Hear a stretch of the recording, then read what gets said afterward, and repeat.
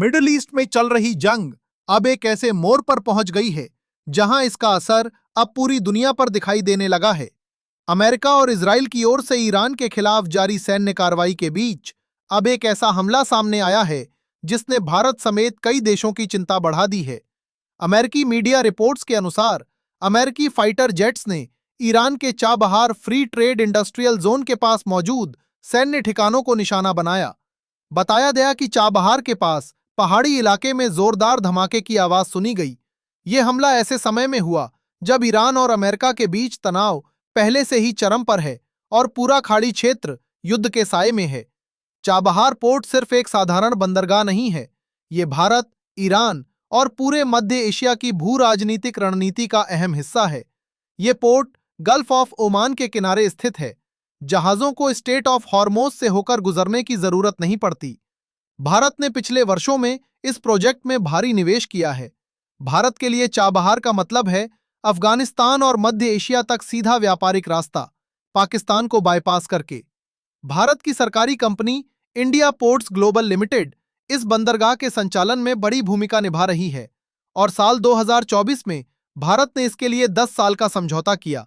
इसलिए चाबहार के आसपास कोई भी सैन्य गतिविधि भारत के लिए सिर्फ विदेशी घटना नहीं बल्कि सीधा रणनीतिक मुद्दा बन जाती है। अब तक अमेरिका और उसके सहयोगियों ने ईरान के कई सैन्य ठिकानों पर हमला किया है, लेकिन चाबहार के आसपास हमला होना पहली बार माना जा रहा है। विशेषज्ञों का कहना है कि इस हमले के पीछे कई संभावित संदेश हो सकते हैं। 1. ईरान पर दबाव बढ़ाना। अमेरिका और उसके सहयोगी चाहते हैं कि ईरान अपनी गतिविधियों को सीमित करे।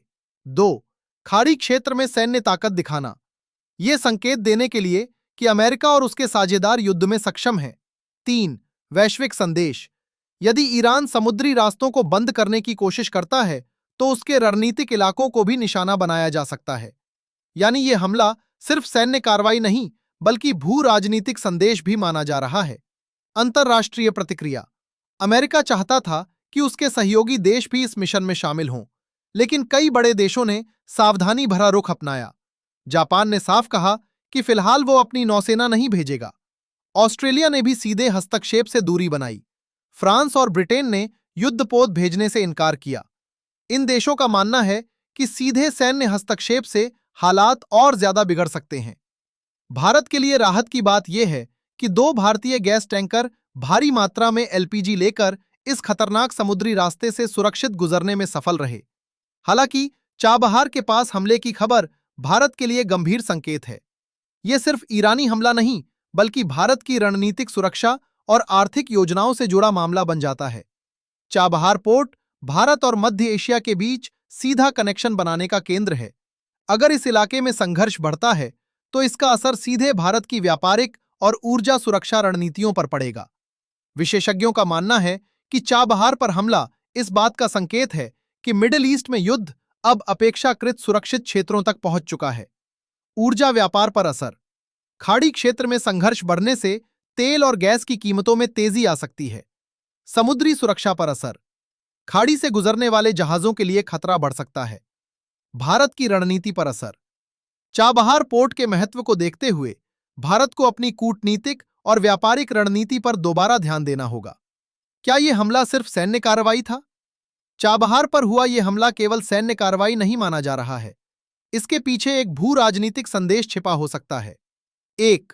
अमेरिका और उसके सहयोगी दुनिया को दिखाना चाहते हैं कि ईरान के किसी भी रणनीतिक इलाके पर हमला किया जा सकता है। 2. यह दिखाना कि खाड़ी क्षेत्र में कोई भी रणनीतिक गतिविधि अमेरिका और उसके सहयोगियों की नजर से बच नहीं सकती। 3. वैश्विक शक्ति संतुलन बनाए रखने का संकेत।